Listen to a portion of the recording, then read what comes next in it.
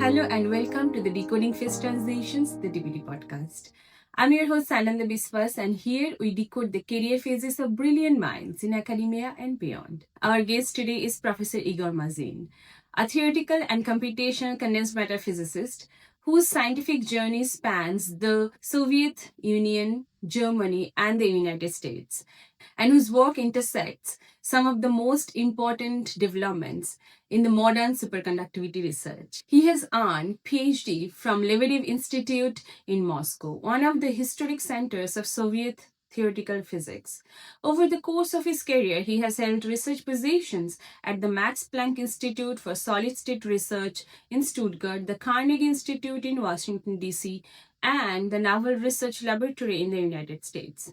Today, he is a full professor at George Mason University. His scientific contributions has been recognized through several prestigious honors, including becoming an APS Fellow of American Physical Society, receiving the Hirayu's Research Award and the John Burdeen Prize for the contribution to superconductivity research. But this episode goes far beyond accolades and scientific recognition. And before we begin, I should mention that I'm especially thankful to Igor for recording this episode despite having a cold. He still showed up with the same energy, honesty, and incredible storytelling that we'll hear throughout this conversation. Igor shares with us the realities of growing up as a Jewish in the Soviet era, the education system, the scientific culture, and the challenges that came with it. Through his remarkable storytelling, Igor paints a vivid picture of what it meant to pursue science in that environment, how great physicists thought and worked, and how scientific ambitions coexisted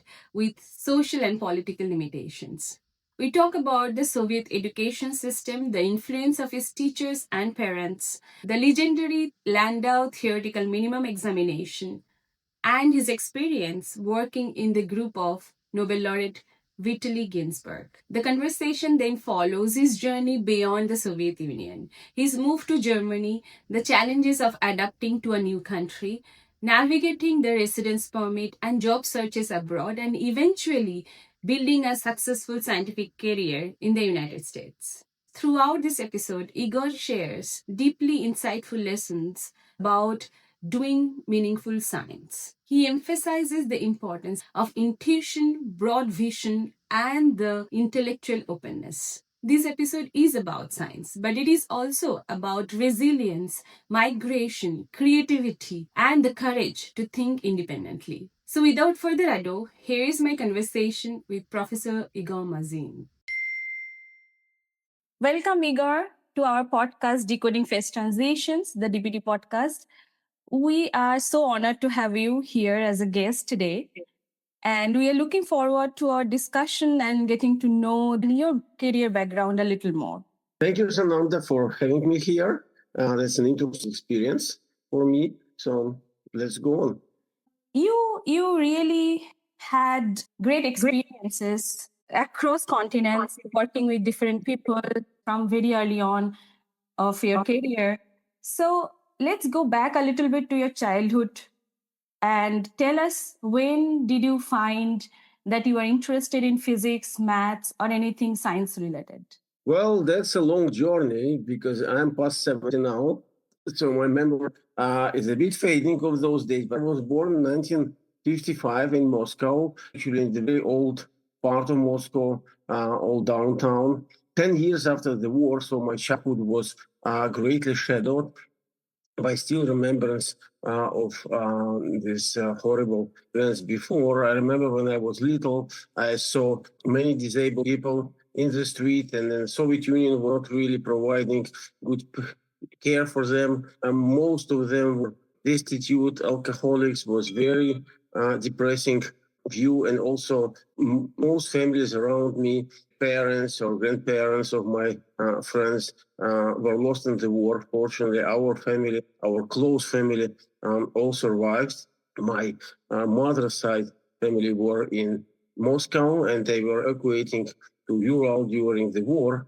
And my father's family, they moved from Belarus, where they would definitely would have perished under Nazi occupation. But in 1928, they moved to Bashkiria, which is also in Ural region, and as my father grew up there. Then my father moved to Moscow right after the war in 1945 and started in physics department of Moscow State University. He graduated in 1950, which was one of the most terrible time in Stalin period for Jews. That when Stalin started broad-scale anti-Semitic campaign, many people perished, many people arrested. My father had problems finding a job after that. Sorry to interrupt, Igor. Your father was a student there, or he was working as a physicist or working in academia? He graduated in 1940, in 1950. Okay. His degree in physics, in general physics.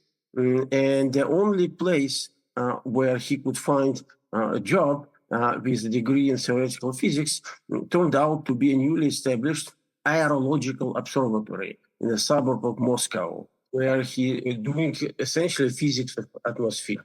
And he started working there, and his entire life he was doing physics of clouds, which where he became very well known, and also several seminal works there. And he retired around 2000. He was the head of this laboratory for cloud physics. It was a very interesting job. He was always, I remember when I was little, he would he said, well, we are going on research trip, an expedition. They had their own flying laboratory, a plane, where they were flying in weather, in clouds, in thunderstorms. Very exciting. And you know, okay, yeah, we are going to polar circles or chasing particular clouds. And then a week later, he would show up completely tanned with watermelons. And he said, well, the cloud disappeared, so we had to chase this cloud all the way down to Uzbekistan. So I think I was maybe in fifth or sixth grade where I started feeling interest in mathematics and these sort of things. When I was in sixth grade, I discovered that there was a place in Moscow which was offering evening classes for middle school students. Okay. In challenging mathematics, interest mathematics. And that was very exciting for me. We were going, my friend and I, we would travel on our own from, we were living downtown Moscow to the suburb. Moscow was a very safe city at that time, so nobody would bother the 12-year-old children using public transport, travel for an hour, God knows where. And it was interesting. We had very colorful personality there. I remember very well, we had one, this is weekly lecture, and the lecture was about a tesseract, four-dimensional cube. And remember, we were 12 years old children. The professor explained that everything and did comparison with a three-dimensional cube. In particular, he showed how to solve a problem of what is the largest square that can be inscribed a cube. And then he said, for the next week, you can try to solve the problem of what is the largest square that can be inscribed in a four-dimensional cube. Okay. Is it Lagrange multiplier? You were learning Lagrange multipliers? No, that was pure, the proof was pure geometry. Okay. And then he said, and it just showed the atmosphere. And then he said, well, yeah, I just recently read a paper in American Mathematical Society journal. They failed to solve this problem. So everything was interesting. And these evening classes were sort of like feeding into a magnet school, very famous in Moscow at the time, in mathematics and physics, which was starting the generalist schools in Soviet Union, like would be K9 here. It was at 7 in first grade, and it would go the same with the people, the 30, 40 people would be sitting in the classroom, all 10 years old. But this particular school, it was starting only in 7th grade, and it was, as a magnet school, was collecting school children from our city. So I started there in 7th grade, and it was 7, 8, 9, and 10 were marvelous years in my life because the school was fantastic and everything. We had the best humanity teachers in Moscow. Of course, the best mathematics. The people from Moscow University came to teach us school children. So that was great time. Unfortunately, I was graduating in 1971, and that year the regional party committee got tired with all sort of dissidents not being shown in the school. So basically sent an inspection committee which declared that the school was incompatible with Soviet educational system and dismissed the entire management of the school. All our teachers were fired at go elsewhere, and school was finished. So we were basically the last class to graduate from this school. Wow. It seems to be very spatial school and seem to be your education also very spatial, and you were taught by the greatest minds around that time in Moscow. But also, apart from that, I have heard that Russian mathematics, the way it taught in school, is very different than the Western world. Can you point out a little bit about these differences if you remember something or you noticed later in your life? There are a few things. One is the difference between our school and other school of Soviet Union, and the other is the difference between Russian in general school system, which is part of some of a continental European school system, and British American system. So essentially, the European school system has its root in German gymnasium and German school system. Germans, as maybe part of national character, are very meticulous. And if you take the knowledge as a field that has to be, the Germans would be like a bulldozer which goes through the entire field and takes, say, the first foot of soil. Then next year it goes and takes another foot of soil everywhere. So it gives you broad education as deep as possible. Now, British system goes back to colleges like Oxford and Cambridge, and it definitely was culminating in American system, which I would say that you come to the same field, and then you locate several points that you want to dig. Then you dig very deep wells there. So if you graduate from German school or Soviet school for that matter, you would be guaranteed to have reasonable education in everything.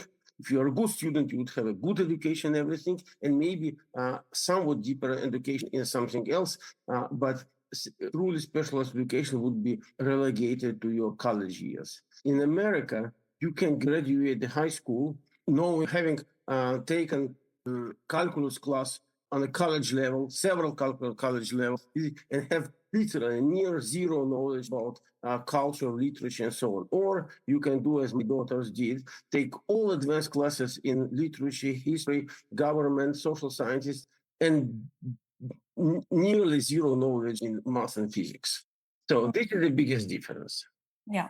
Now, of course, the main difference between our school and others, and there were a couple more schools like ours, maybe a notch lower, but also magnet schools, was basically that students were in generally extremely talented. The corresponding curriculum is very challenging, and also a lot of free thinking education. So I remember very well our first class in literature. And that in seventh grade was not, it was like world literature, was not divided to Russian or later it was by year divided in Russian literature. And then we came from standard run of the mill Moscow school everywhere. And then instead of giving us a class, as they would have said, the teacher, the professor, she just read us a poem by a Russian poet Kedrin, and the poem is about most of you may have seen or may have seen the St. Basil Cathedral in Moscow, which is now is like a symbol of the Red Square in Moscow.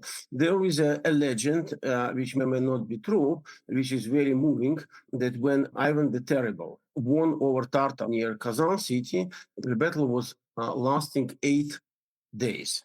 So he ordered to build a church would be a cluster of 8 small churches. Okay. Which was very unusual at the time, although there were some examples. And it was really revolutionary architecture and English. So the legend goes that he called an open competition for a project that would be the absolutely best church in the world that no other potentate and no other monarch would have anywhere. Then there were two simple builders, Russian native builders, who came and said that we promise that we will build a unique church that nobody ever had. And they built this church, and everybody were, And then he said, can you build another church even better than this one? They says, yes, we can. Then he ordered to blind them so they would not be snatched by another king and build a better church. So there was a very moving poet about that. And then she read, again, you may or may not know, there's a very famous story by O. Henry, American author of early 19th century, late 20th century, which is called Last Leaf. Are you familiar with it? I think yes. The story is about the young girl who is suffering from influenza, and she's basically dying. She's holding with her nothing, and then she tells her friend that I'm the only thing I see from my window, the last leaf on the branch. When it fall down, I will die. And then there was an older amateur artist living in the same apartment complex who was all his life he was working. Yeah. So you know the story. The artist will paint it so that she can live longer, right? Mm-hmm. Yeah, there was a thunderstorm and rain and cold. He went out. Yeah. He painted his leaves and then he got cold and he died and she survived. Yeah. So, and we were 12 years old, impressionables. And the kids are crying. And Lisa, I cannot read this story without tears anymore from that day on. So that was basically a live demonstration without any analysis. Like you remember this fantastic movie with Robin Williams, the Dead Poets Society. Yes. When this new teacher, when they come in, the first thing you do, you throw away your textbook with so-called analysis. That's exactly what we were asked to do. Very interesting. But do you remember particularly any difference in the way mathematics was taught so deeply and the concepts were taught? Because these are, I would assume that not so easy concepts to grasp for 10 years old. Is it that the teaching method was different, or that they were such brilliant students that it was easy for them to grasp? I would say that it was in our school, in general, schools may not have been that different. I would say the main, unfortunately, there is a lot of emphasis in modern American schooling on memorizing and mechanical repetition, which I still see in my graduate students even. I teach a class in advanced mathematical methods for physicists, and I keep telling them, don't try to memorize recipe and try to think. Every problem is different. Think out of the box. Try to find. We had it all, but we also one thing which was definitely unusual. It's also, I think, it's only our teacher. Other teacher were doing other things, but it was they gave a lot of freedom to instructors to things. So we started every single class every day. We had mathematics every day. We start with 10-minute quiz. So she would give us 10. Would just dictate 10 problems which could be largely, for instance, would say estimate the sine of 302 radians. Okay. So you would have 1 minute to do that. You would have to mentally translate into a fraction of pi, then eliminate 2 pi multiple, then get whatever it's closer to pi over 3, pi over 6, pi over 4. You had 1 minute for that. So that was this 10. So you get full credit. If you have all right, then wrong answer, -1 credit. It was quite harsh. I would say that they were also teaching us quite a bit of more of abstract thinking. The traditional geometry teaching, for instance, was based on Euclidean axiomatics, which is again goes back to German books and eventually to Euclid books, so on. We were taught that as well, and in parallel, we were also taught the same thing using the Hilbert vectorial axiomatics, when the fundamental objects are not points and lines, but vectors. Okay. Advanced geometry, not analytical geometry. So then we had, again, it's very much dependent on the teacher. There was one physics teacher, which was not our classroom teacher, who was considered to be, I believe that he actually started as a very talented researcher, and he was very highly regarded in this Moscow circles. And we had a young lady who was probably not nearly as advanced as he was, but surprisingly, from her, more of her students became prominent physicists than his. And what she was teaching us was mostly go and try to find the answer. Would explain it, and she go to books, read the books, try to find the answer. Tell me the answer. So what the most important skill she taught us was to work with textbook, and not just with your regular textbook, but whatever you need to find, go to the library, find a book where this is explained. Research started then very early because that's what core principle of research, doing research, right? You have to search for the answer somehow. You mentioned these great teachers around, and you had this class with excellent, talented students. But also, I would assume that your father being in physics, and if I'm not wrong, your mother was also working at that time, and she was also an academic, is it? And she was a radio engineer. So, Basically, kind of, looking you had at home some kind of influence, and that might have also affected a little bit. Could you talk about the role of your parents in boosting your interest in early childhood? So my mother was basically a misplaced individual. She had definitely humanity in mind. She was deep, profoundly interested in poetry, in books. We had she collected a library, which was, I believe it was about 7,000 books at home. So we were like living among the books. My dad got asthma and I got dust allergy because we actually were living among the books. Every single wall was a book case from top to bottom.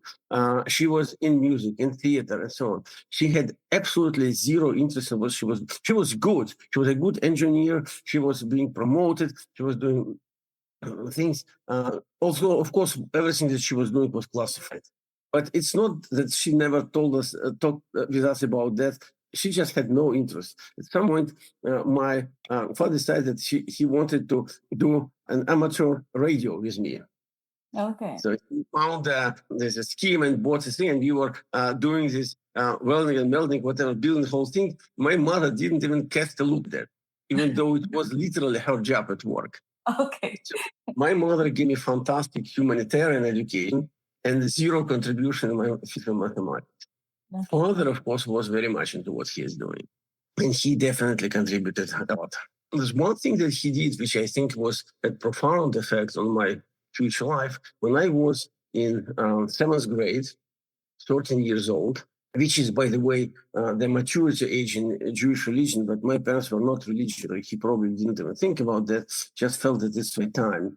So we had a long walk with him, and he said, you should think that you are grown up enough to realize and know that you will go on to live with that and be prepared to that.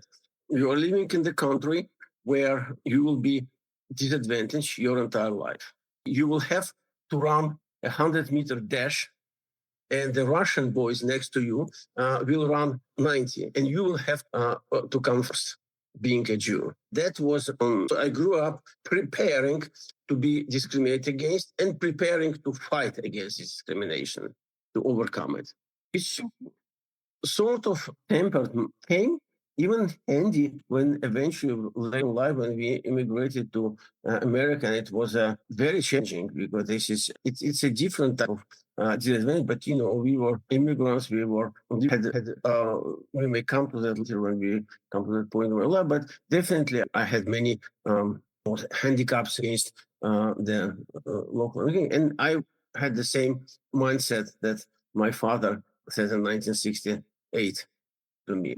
So that was one thing. The other thing was that when it came to the point that I decided I want to be a physicist, not mathematician, that would be probably around 8th, 9th grade. I realized that mathematics is interesting, but it's not my thing. I want to see how things work inside. I made a very conscious decision.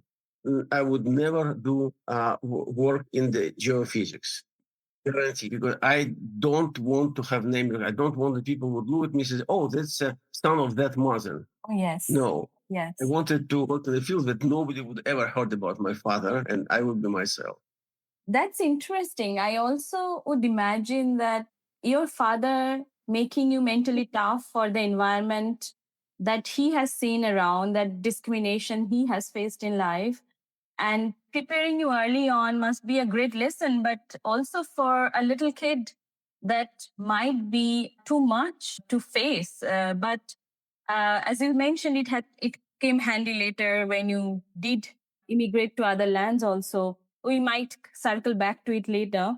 So you had somehow came to condensed matter physics also. Apart from geophysics, there are so many possibilities in physics, but you had zeroed down to condensed matter physics. Tell us that story a little bit. How did that happen, and how did you go and decide what is most interesting that was happening in condensed matter physics back then in Russia? Okay, I mean, again, the story is that you used to living in a country where you have everywhere you have free choices. I grew up in a country where free choice is exceptional rather than the rule. To the extent, for instance, that I don't know if it is in India or in Germany, but in America, you can go for 2, 3 years in college before declaring your major. In Russia, you apply for university, you apply for a particular specialty. So you are 16 years old and you have to select what you're going to do for the rest of your life. So in my case, then it was, of course, exacerbated by these issues that we just discussed. So I graduated in 1971. At that time, system in Russian university, Soviet university, was like this. There were two different waves of admission time. The top, maybe 5, 6 top schools would be like analog public schools here, would have entrance test. There's always entrance test. There was or no admission based on grades or something. There was always actual tests. Yeah. And they were administering tests in June, while the rest of the country, university were administering the test in July. Okay. Why was that? So that people who are rejected by the top class university have a second chance. Again, there was no such thing as America where you can apply for 10 universities and then decide. You apply for one, you fail, you apply for another one. You fail in second one, you go to the army.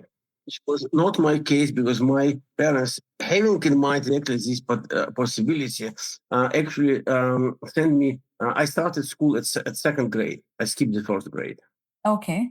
So my entire school life, I was 1 year younger than everybody else, which creates psychological problems, but would give me an extra year just in case before the draft. Okay. Now, if you are admitted in university, then in 99.9% cases, you'll be automatically enrolled in what we call in America ROTC, which is military education within your program, and then you are being graduated directly as a reserve officer. But anyway, so I tried this basically two key places in physics in Moscow. One was Moscow University. Places like what I went to, I tried Moscow Institute for Physics and Technology, which was essentially I had to be pleasant with party authorities' requests, but they didn't that grudgingly. Physical faculty were run by people who were anti-Semites, and they were glad to do that. So that was definitely a tougher case, and practically nobody was getting there. We did get in the Institute of Physics and Technology. So we went there, and that's the story that I described in my little memoir. For the listeners, I would like to mention that Igor has written, Igor is talking about that memoir he has talked about, which titled Vitaly Ginzburg and a High Temperature Superconductivity Personal Reminiscences. I'll link all the things below down in the description box, or if you're listening to the show notes, please go through that and you will find a lot of references what Igor is talking about now. You will have a look, you will find out that basically it was a very tough and a weak person could have been irrevocably damaged by this. It was very unfair and accidental, but eventually, despite very good grades and entrance tests, I was not admitted there. And then what happened was that there was another place which was not a bad, but it was Technological University, which is Moscow Institute for Steel and Alloys. It started as a metallurgical school, but then it expanded. We have, for instance, a very big department for semiconductor physics and a big department of metal physics and so on. So they were doing the physics of materials quite a bit. And they were good people.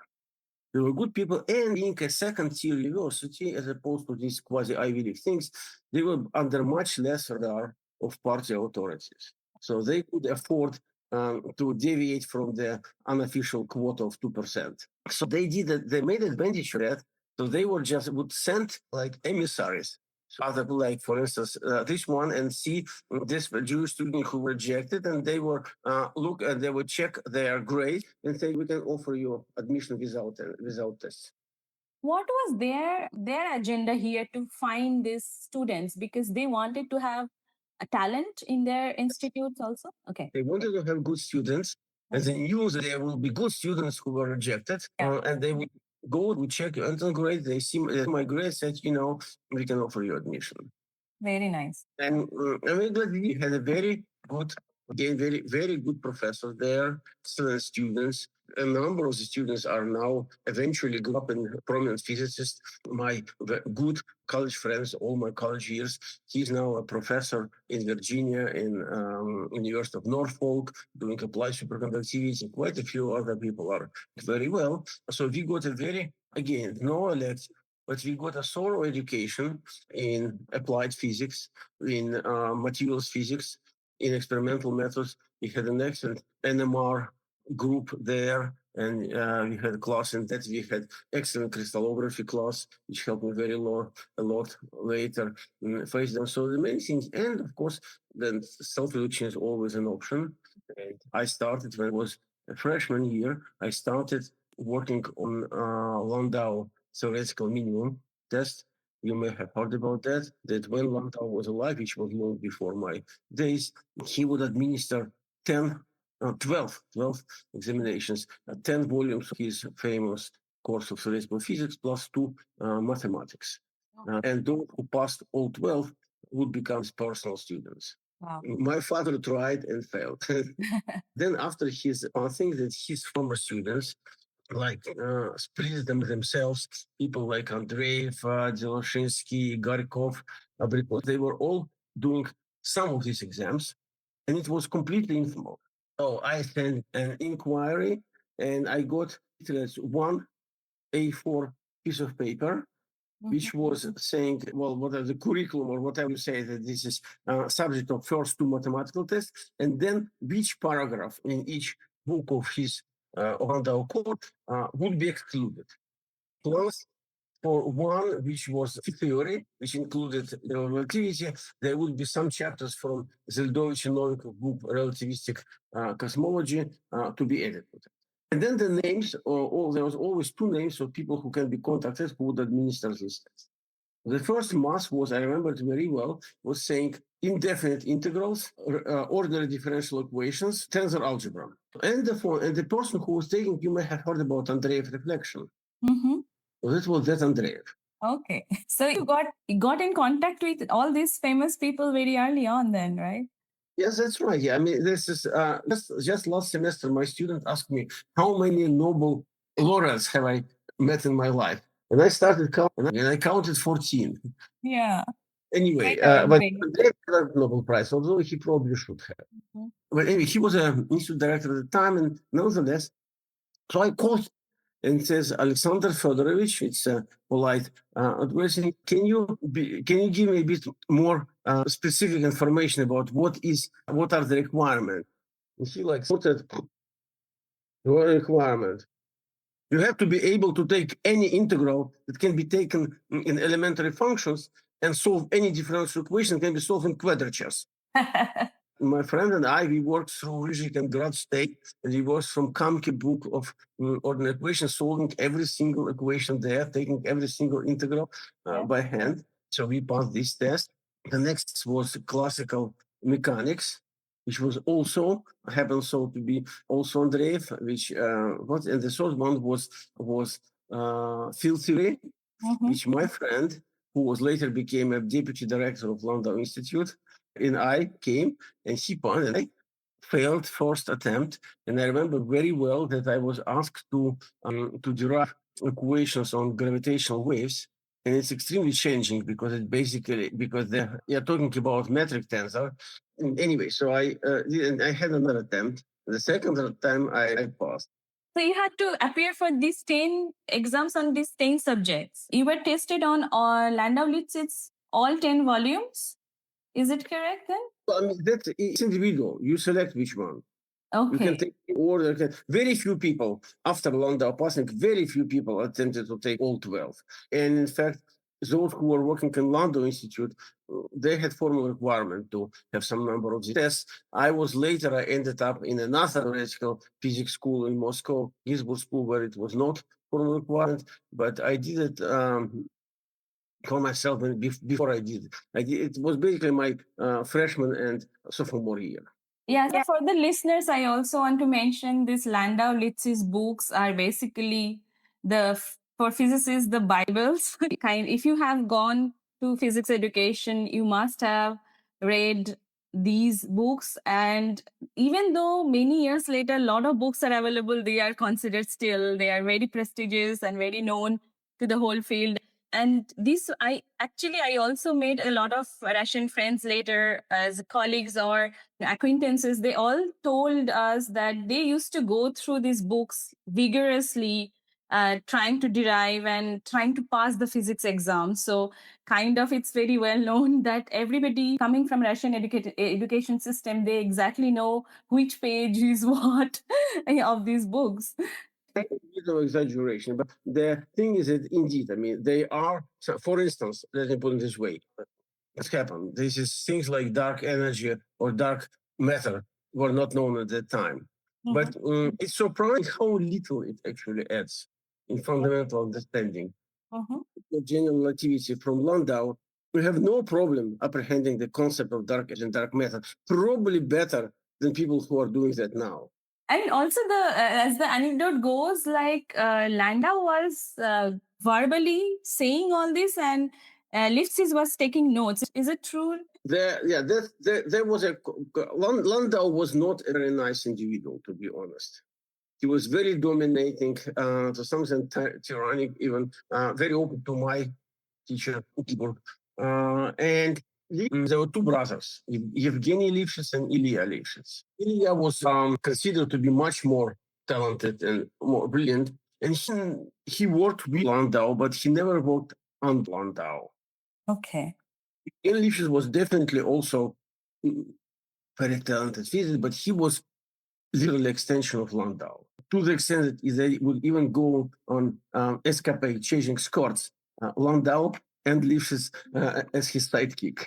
Now, the legend that I heard was that Landau actually lived there. He had an apartment in the institute that Kapitsa founded.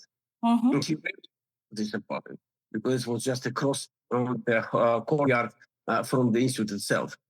And he spent most of his time on his couch. The legend was that he would lie on his couch and then Lifshitz would come with draft of the next chapter, which would be that thick. Then Landau would look at it and said, remove this out, and then it's easy to show that. So working through these books is difficult because they are very, very tight, very dense with material. Not to think about, indeed, they are very extremely informative, very insightful. I was teaching classical mechanics using the standard Goldfarb book as a secondary source, but mostly using Landau mechanics, even though it's supposed to be the book for like MIT class. And my students, because it's so profound in understanding, giving Jeremy, and the whole course is based on Lagrangian formulation. The whole electrodynamics, everything is based on Lagrangian formulation in a very systematic, very transparent way. Lots of physical insight. We're talking about Landau, but you were in the group of Ginzburg, who was also a collaborator of Landau, Landau-Ginzburg theory for superconductivity. Ginzburg was never a student of Landau. He's a collaborator, right? Well, they basically collaborate on this one project only. Ginzburg was younger, and Ginzburg came to this Landau. I mean, Ginzburg-Landau theory is based on Landau theory of transition in general. So Ginzburg had this idea that adding gradient torque in a systematic way can lead to things like London theory and explain many issues about superconductivity, even though they didn't understand microscopic theory at that time. Landau was fascinated by this idea, so they worked it out together. As Ginzburg himself had told me at the point they were really, really close to a great discovery because Ginzburg was doing numerics with the new theory, trying to describe experiment. And he found that he would get a better description of experiment if he would assume that the electron charge is 1.8. So now in retrospect, we understand. Yeah. Because it formed pairs there, and one point was so he came to Landau with that idea, and Landau told that that if electron charge could vary in space and time, then the theory would become not gauge invariant, and that's not. I see.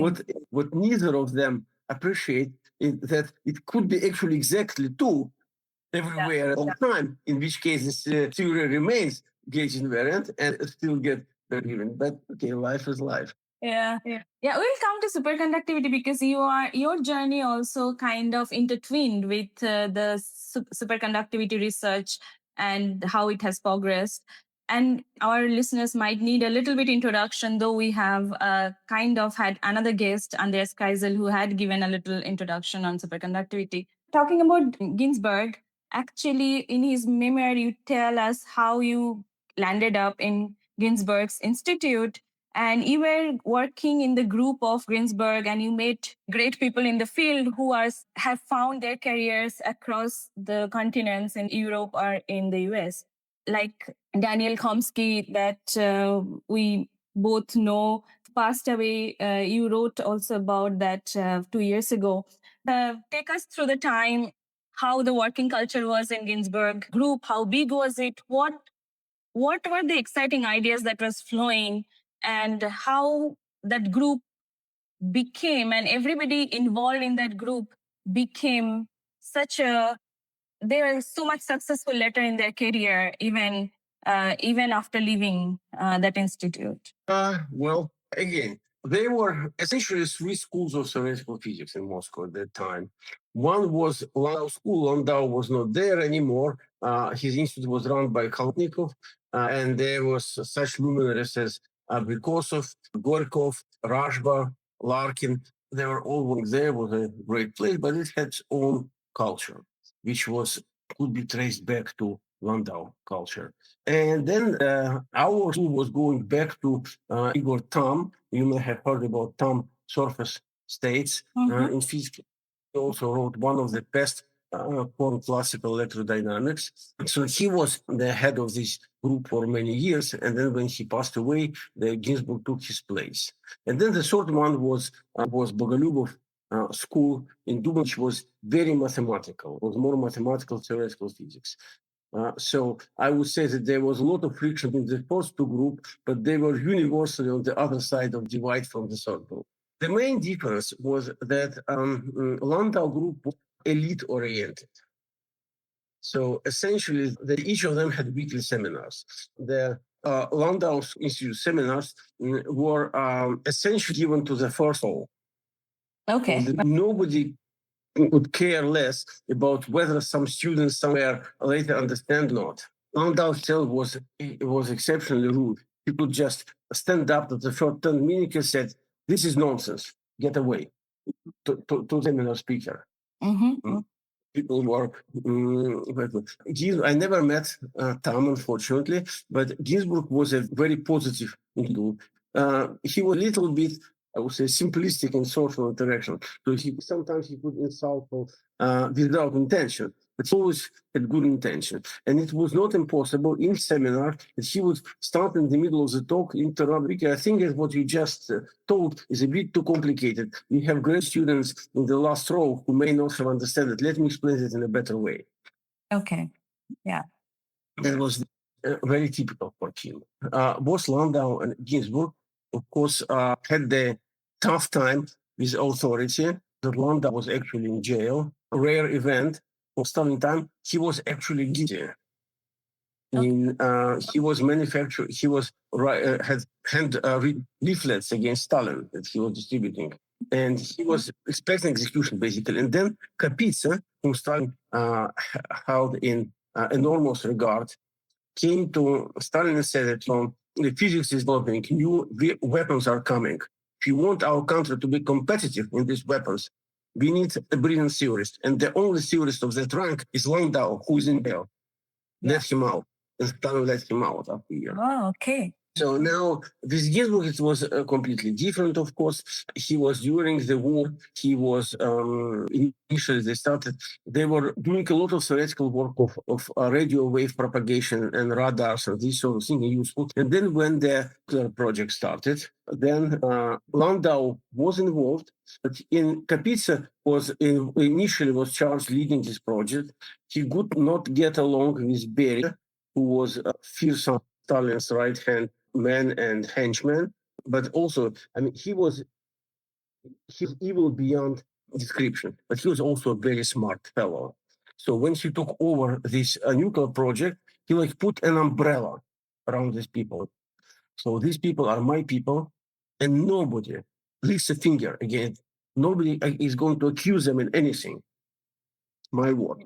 But Kapitsa was also a very strong character, and he actually was not very optimistic about atomic bomb.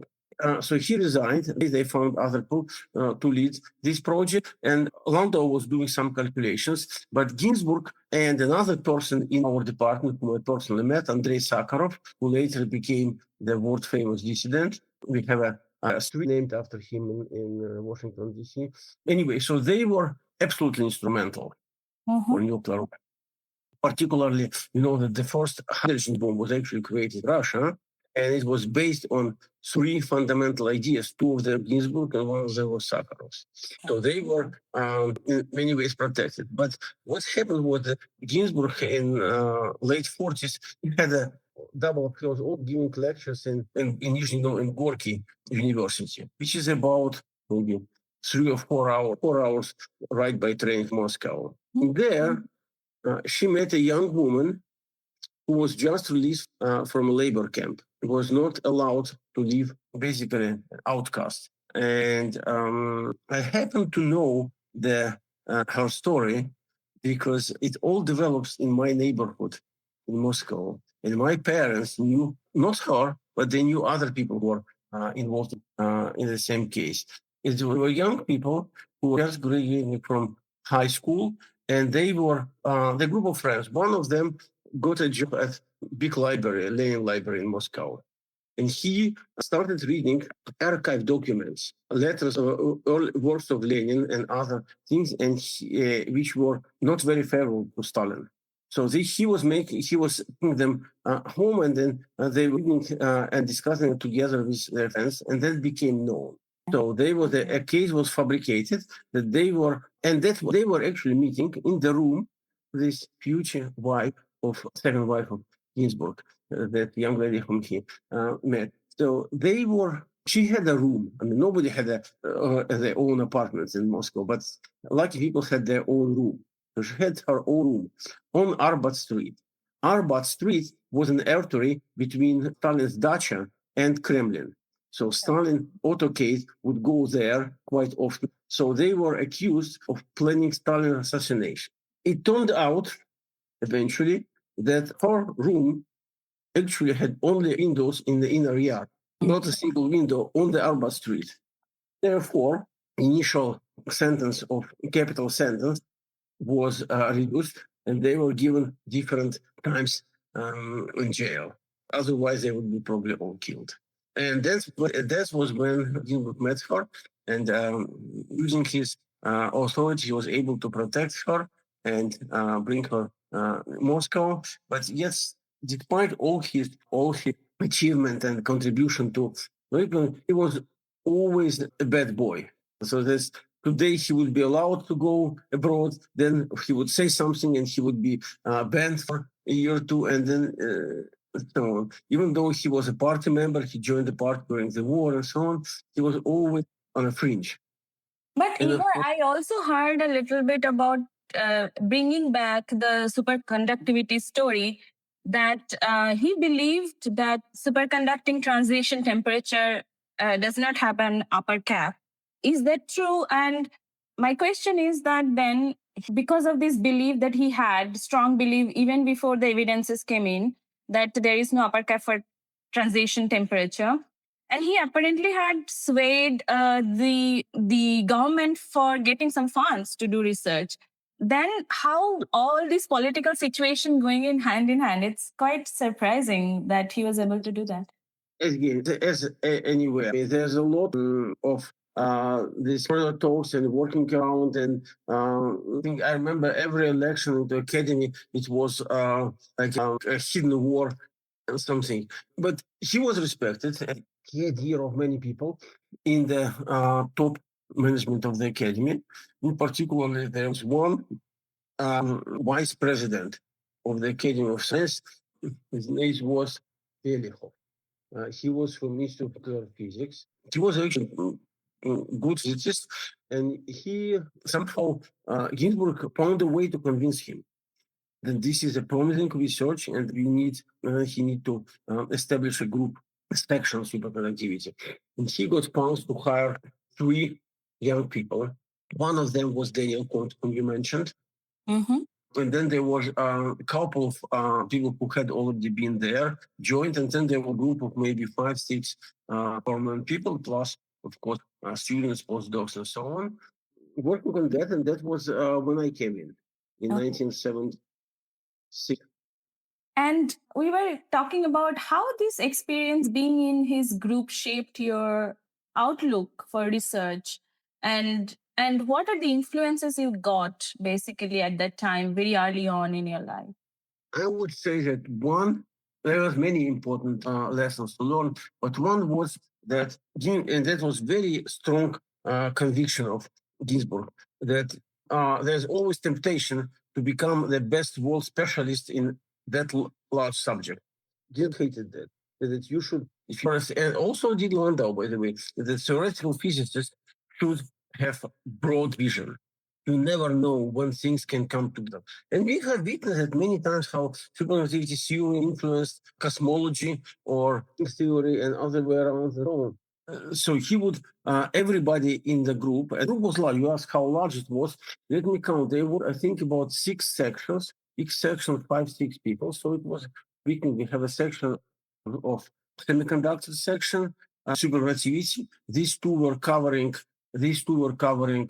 essentially condensed matter.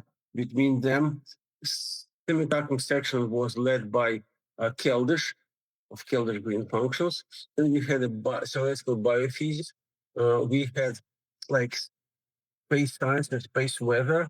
And then we had 2 high energy sections, so 6 in total, yes. And there were 2 general seminars. One was Ginzburg, more oriented toward cell, was moderating it, classical quantum, or classical like cosmology, condensed relativity, condensed matter physics, all these things. And then there was another one which was more towards high energy, quantum field theory, these sort of things. But both of them were very general. And then there were individual seminars in each section. So his requirement, it was absolutely no exception requirement that every single person, from students to professors, have to attend 2 seminars a week, one general seminar and one special seminar. And these seminars were not 1 year, they were 2 hours long each. Quite a rigorous training from the beginning. I would actually come back to your career. Last question on the culture of doing science in Soviet era. During that time, there were a lot of extraordinary theorists present in this landscape, right? In the research landscape. But there were also experimentalists like Kapitska or Shubnikov. Where I never met either of them. Okay. But I'm just asking in principle, the theorists had a strong hold. It seems they are very respected. And how was the dynamics between theorists and experimentalists in terms of prestige and in terms of doing research, and who have stronger hold on the authority? It's hard to say.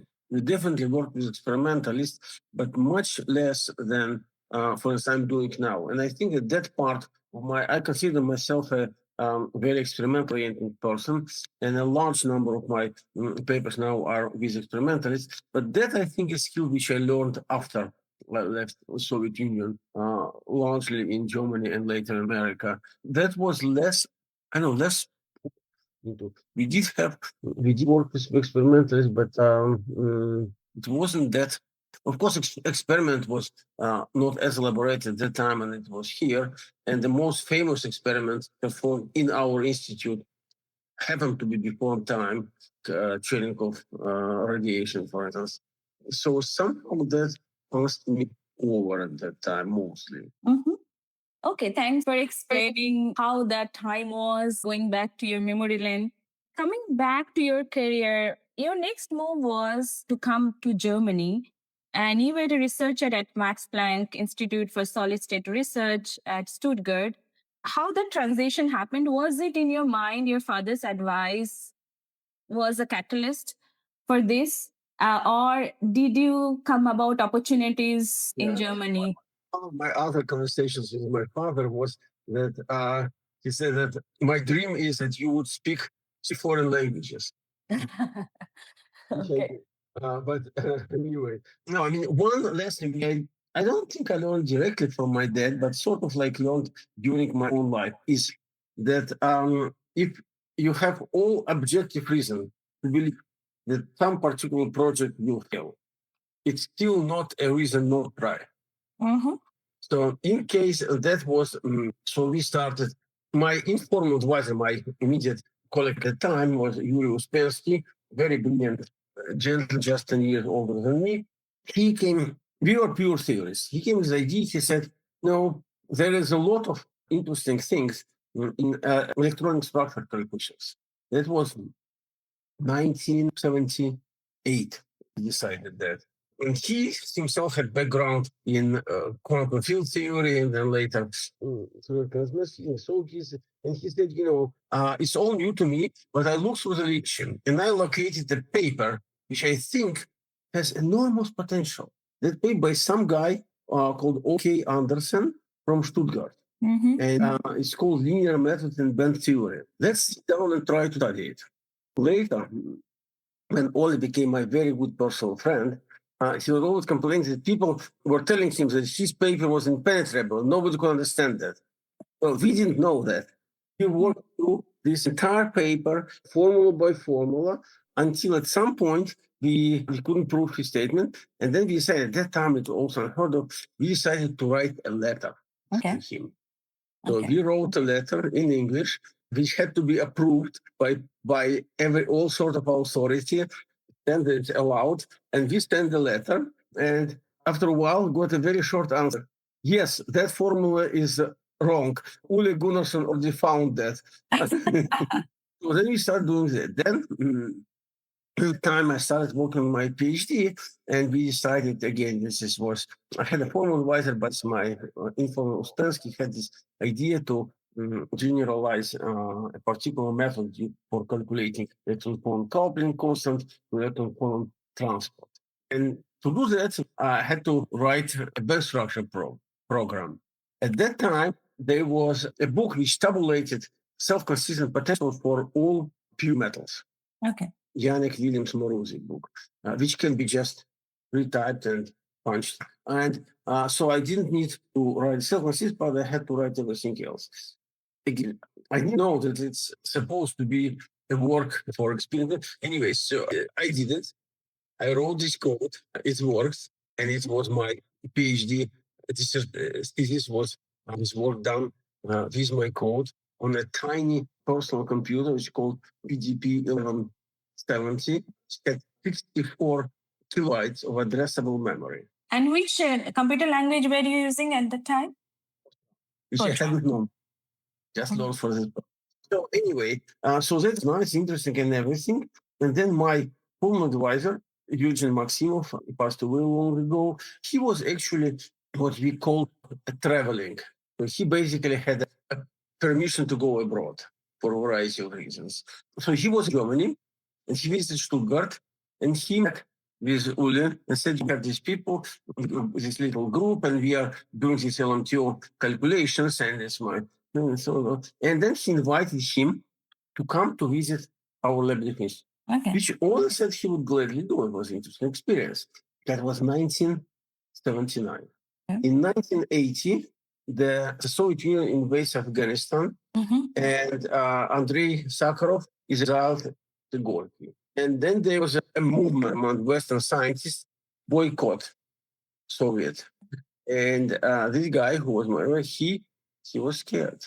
Said, "Well, it's a lot of work to organize a formal invitation for a foreign scientist to come to Soviet Union, and then we'll think." And then he said, "As long as you keep Sakharov in Gorky and your troops are in Afghanistan, I will not set my foot on the soil of your freaking country." And he couldn't call him because, of course, he couldn't write.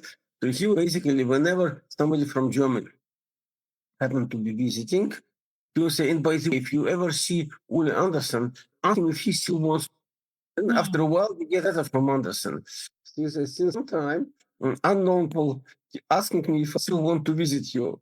So if you still want to invite me, I will come." Yeah, that sounds nice.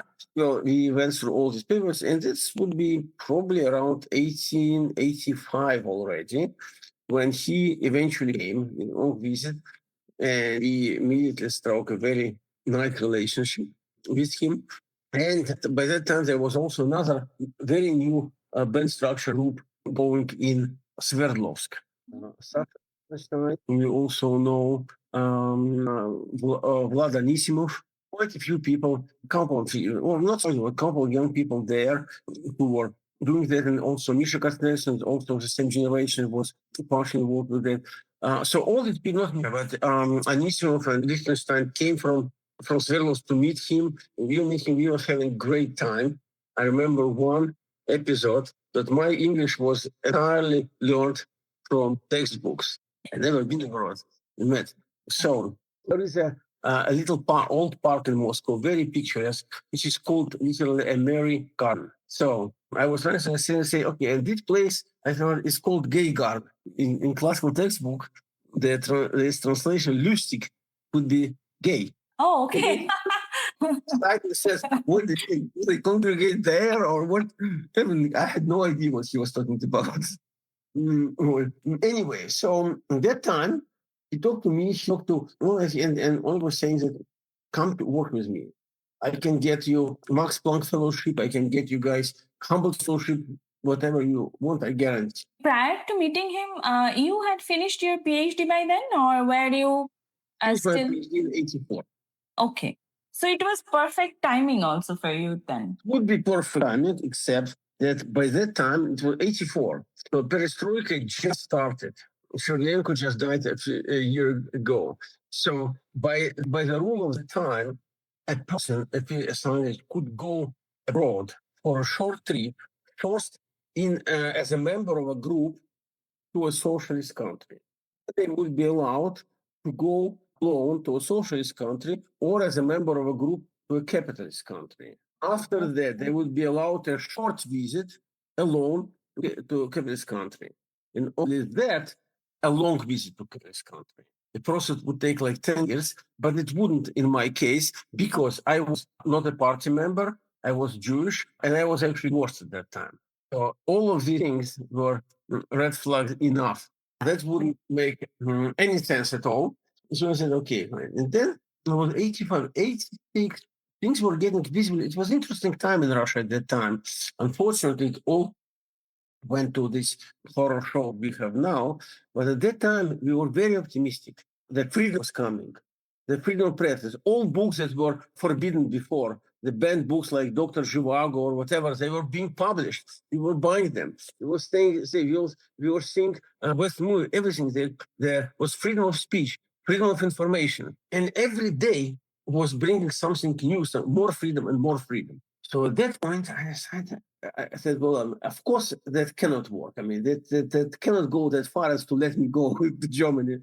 But why not to try?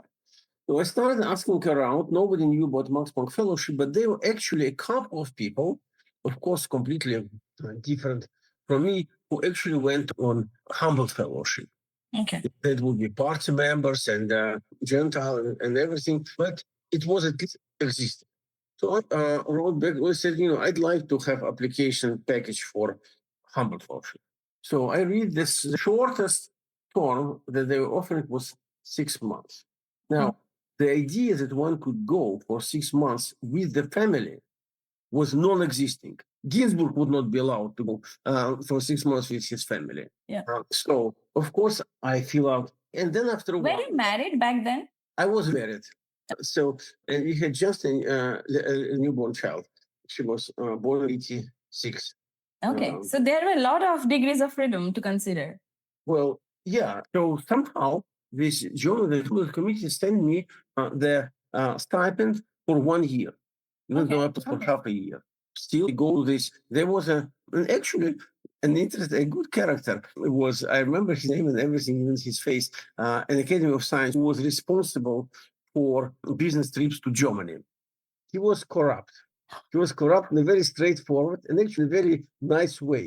He never did. You would really said, okay, you will bring me back 2 videotapes and 2 kilograms of coffee. Nothing. And he would be helpful, actually. Okay. He was. Other people would not ask for anything and would not move a finger to make life easier. So we actually liked him. We were glad to little stuff. Anyway, so I filled all my papers and everything, and I'm not really believing that it would go, but things go. Then time come, I will get my rejection, and that's it. And then I hear a rumor that another young scientist from our institute, from plasma physics, is going to Germany with his family on humble fellowship. Okay. I knew him. We were using the same computer. He was active in Young Communist League. I thought maybe that it. And I called him, and you were very good. So I said to him, Bob, is it true? Yeah, that's true. So tell me, it has something to do with your work for Young Communist League? No, now it's allowed. Yeah. I take a bus and go to the Academy of Science headquarters and go to this gentleman and say, I heard that it's now. Yeah.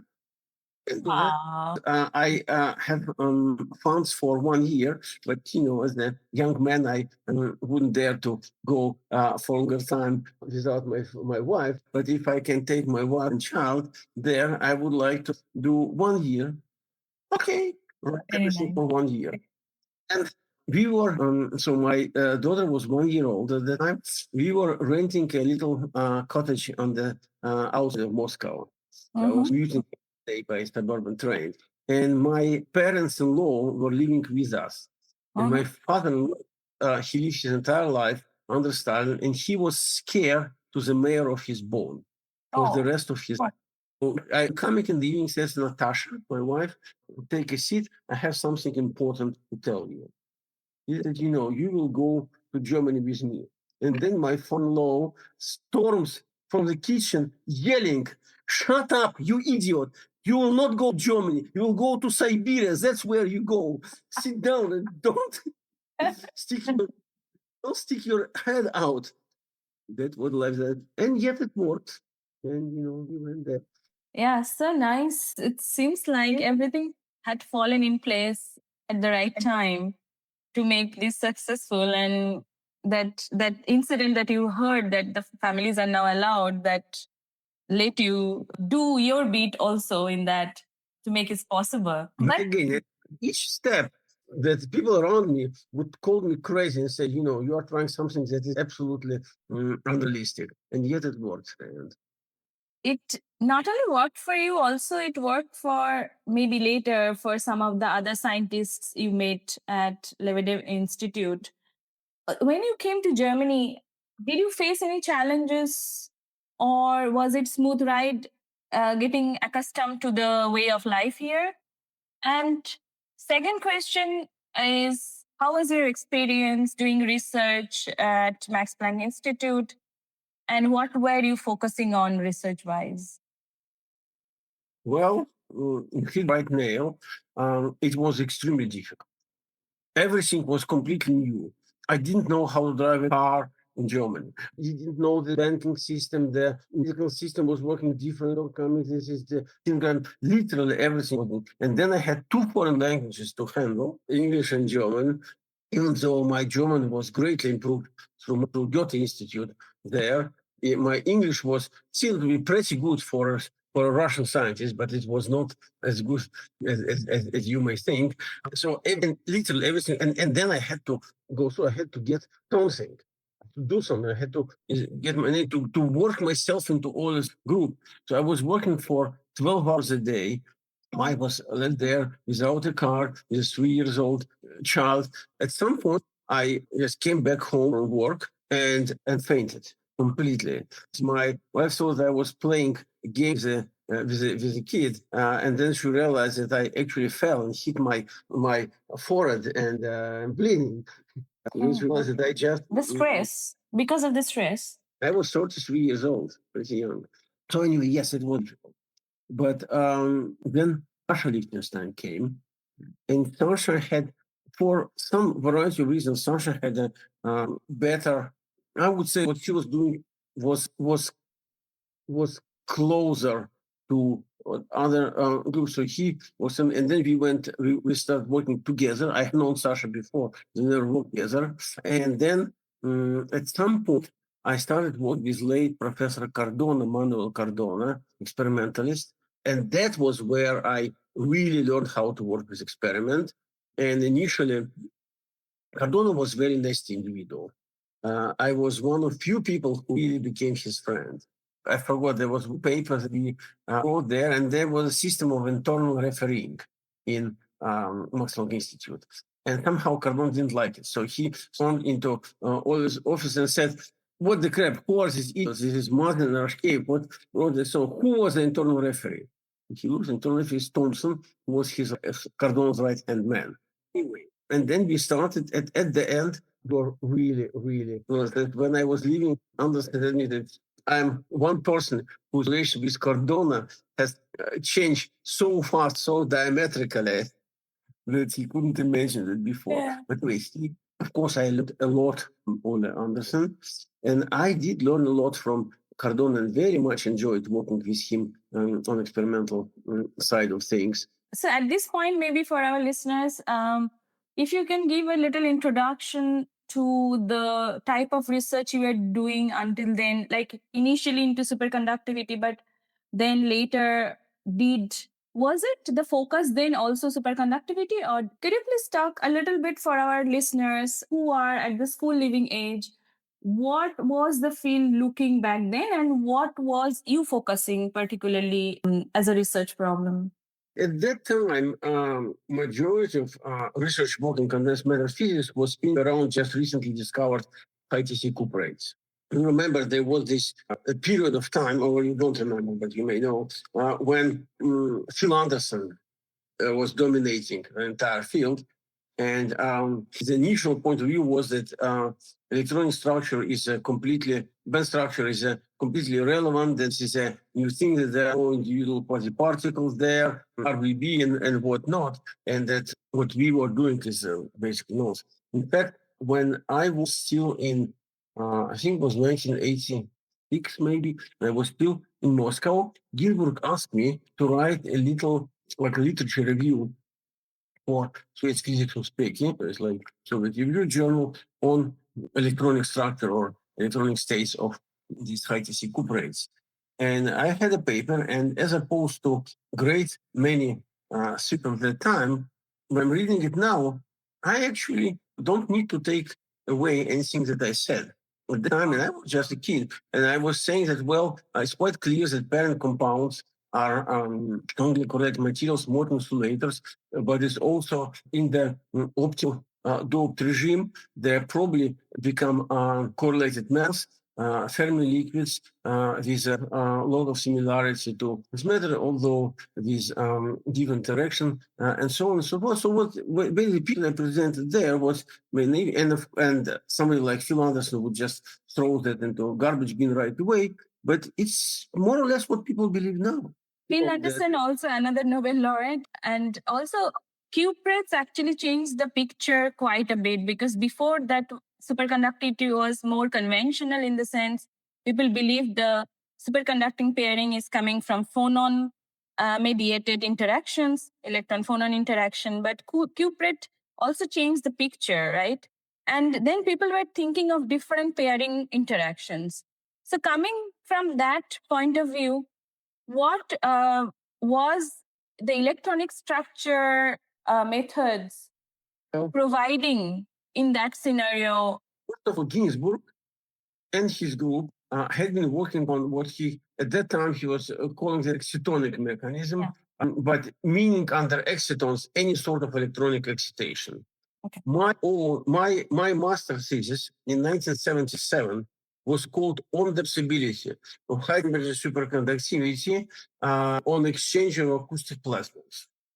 It was 1977, 7 years before Cooperate. Yep. And people were considering plasmons. They were considering these sort of stench type things where they'd be like excitonic type excitation, specially separated. All sort of somehow magnetic. One which was missing, I think, from the conceptual thinking at the time was superconductivity based on repulsive interaction. People think of pairing is only possible if interaction is attractive.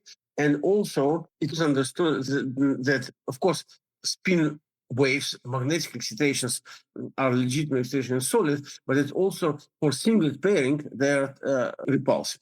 Now, there was a lot of abstract theoretical work done at the time, particularly in the Soviet Union also, maybe more than anywhere else, and of various formal things. And it was also, I think it was understood, and I don't remember whether at that time helium-3 was already understood or not. But anyway, there was a thing that you can get a pairing if your order parameter is varying in reciprocal space, changes sign in momentum space. Mhm. But that was considered taboo because of Anderson theory, not but Anderson.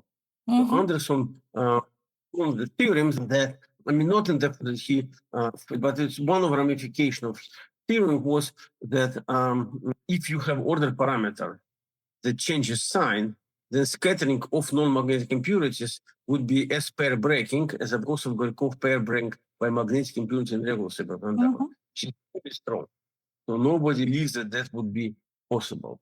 It turned out that it might be not as. In fact, my personal opinion is that we don't 100% understand that still why it seems to be a weak effect in materials. These like iron-based materials now and this old T-waste and so on. We don't fully understand that.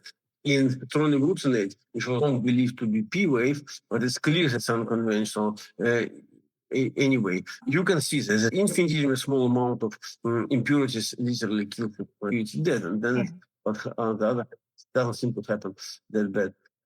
So that was this sort of like intuitive understanding that people should look for S-wave type superconductivity, but with different intermediate boson. Mhm. And then this boson should magnetic, but could be anything, could be exciton, could be plasma, could be something else. And then, of course, that Phil Anderson had a lot of constructive influence on the field by introducing this fundamental concept of RVB and in general strongly correlated materials, so on, but also a lot of destructive interaction because he was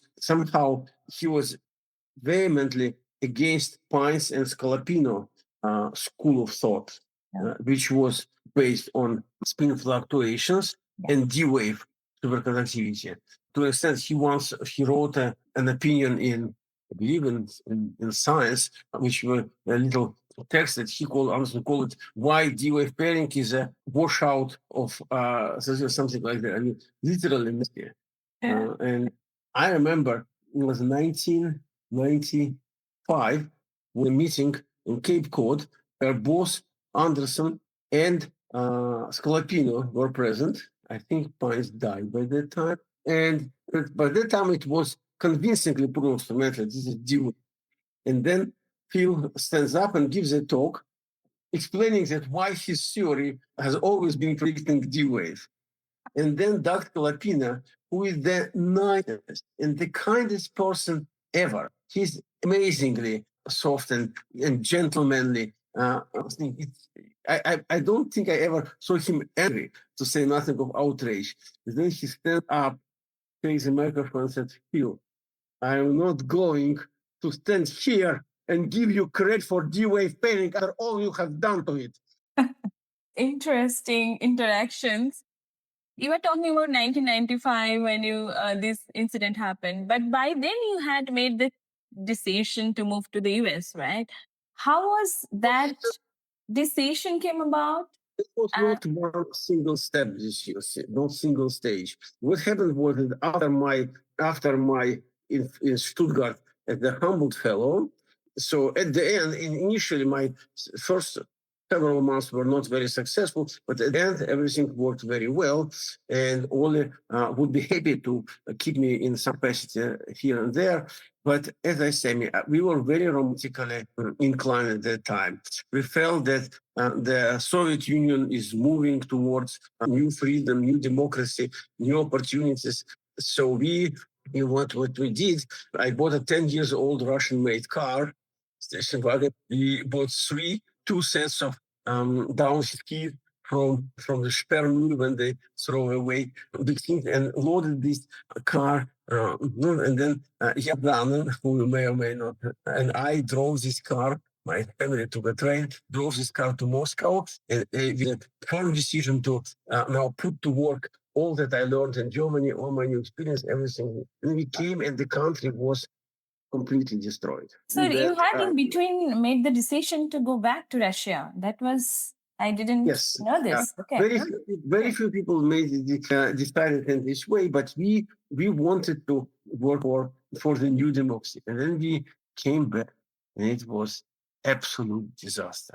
There was no money. Nobody was doing anything. The levy officials was literally working only by renting space to commercial structures. There were coupons. I still have this little picture that shows a matchbox and a similar size piece of cheese, which was how much cheese our daughter was getting at the monthly under school. So basically we were selling one by one my 3 videotape recorders, and that let us live normal life through that years. And then we were actually, sort of intimate details, we were planning for a second child. But then my wife told me, I'm not going to have another child here. If you want another child, call Ole and tell him that you want to go back. So I called Ole, and Ole gave me the staff position, the 5-year position, which was very good, but very nice. The highest position that a non-permanent person, that old German scale, it was BAT on B. So by German standards, it was a very good position. Anyway, we went there, and it was for 3 years. We were there, and Sasha and his family were there, and we were very happy. And then we made the decision that we are going back. And I started looking for a position, for permanent position in Germany. And Germany was very different at the time than it is now. Something were better, something were worse, but one thing which was not bad and not good, but it just was that Germany had been exporter of professors for 300 years. So German professors had been teaching all over Europe, everywhere, and it was inconceivable that a foreigner can teach German students. So the only job that would be available to me as a foreigner would be in the research institute like ULIC. The most of institutes are rigid structures. Basically, only when new director comes, there are new openings. So this was possible. There was ULIC, Karlsruhe here and there. That's it. There were other universities, and also I was interviewed for one position in Holland, but I could see that this is all going nowhere. And so then I made it known to everybody I knew that I'm on the market and I want to move to the States, and I want to move as soon as possible. So I had 2 more years of this easy life in Germany. But then by the time when I got this offer from Carnegie Institution, I decided that this is better than I go. I was 39, thinking better than I go now than 2 years later. Sasha decided to stay, and eventually he got his job, but they went through like 10 more years of being the weather and not knowing what before. And Sasha now tells me that he thinks I made a better decision. This is, I think, the search for permanency in science is that decision comes for everybody in staying in science, and you took a better decision than your colleague, and you say that you moved to the US, but it was still, I would say, a big decision because you were still getting transitioning to another country with a new whole set of rules and the culture. Though the culture is quite open. First of all, what was very positive there is that this is a country of immigrants. First of all, of course, there is no comparison between moving from Soviet Union to Germany and from Western Germany to America. It's the same thing there. Well, there's some differences, like this is ridiculous system of credit reports and a few other things here and there. But overall, it was, by that time I spoke English absolutely fluently. I learned how to drive a car. I knew how to deal with numerous things. That was it was the problem was literally the main problem was to get to deal with our daughters, who was, as you understand, she started in Russia, then she spent some years in Germany, then she went back 1 year in kindergarten in Russia, then back to kindergarten and school in Germany, and then now she was there. So that was she had some serious problem adjusting. Eventually, she did work over that. But so that was not deal. The problem was very objective. At that time, there was such thing as Zoom interview, or there was Skype, but it was not common to do Skype interviews. And then I was working there, and I was applying for jobs. And that was bad time in a sense because many industrial labs were closing. Some defense funding was cutting down. So there was many people in the market. And of course, many people from Eastern Europe were coming. So it was a very tough job market. And the other thing is, I had very good record, but was not good enough to be that place like Stanford or MIT would start hunting for me for where this my record would be important. And if you go to take the run-of-the-mill American university, why do they care how many ERLs do I have? For them, it's important for me to get a good teacher. And I never went to American university. I didn't know the system. Yeah. They had no idea how good my English was. They had no idea how good a teacher I would be. Invite me to interview, pay for that when they had 10 candidates for American education. True. Why do that? So eventually I went there. I had an amazingly successful year, had 5 PRLs on 5 different subjects in 1 year. Wow. All mine. That's incredible. And yet I got 3 invitations to interviews in 3 places where I had somebody in the committee who had known me personally. Wow. Because of your publications. So there was, and then for different reasons, all 3 failed. It was a Catholic university, which is a university, very, very poor, and they were mostly concerned about grants. There was a strong push from the committee, but I couldn't. I was never exposed to the American grant system. Then there was a lady who I later learned to better. I mean, as a scientist, she was nothing, literally nothing. But she graduated from Harvard, and she was very bold. So, as my friend who told me, she told him explicitly, "You said I'm a woman and a Harvard graduate. I have a network and I have advantage. I bring you more grants than anybody else." The other place was George Washington University in DC. By that time, they had no condensed matter theorists at all. This is the physics. This is the famous physics chair, the physics department that used to have some people like George Gamow there, was reduced to teaching appendage for medical school. They had a famous medical school. So they were only concerned about teaching. So the condensed matter experimentalists in the group were pushing very strongly for me. Cardone wrote this extremely strong letter. They even had made a Skype, not with me, but with Cardona from Germany. Warren Pickett was invited member of the committee, and then knowing how nervous I was, he did what he shouldn't have done. We said, we had a meeting, and we decided to put you number 1. And then next day, I'm flying to, I forgot to where, I think to Kansas for March meeting. And at the airport, I meet a good friend of mine from Stuttgart time, Tom Devereaux, brilliant theorist. by the way, a bit younger than me, and has a house things going. I just got an offer from George Washington University, and the third place was University of Davis, where they had two openings, one senior and one junior, and it was already decided that the junior position would go to me. They really liked me there, but they had a fight over senior position. There were two very strong candidates. A group were pushing for that, and eventually they got additional money and promoted the junior to senior position, and the junior position was left.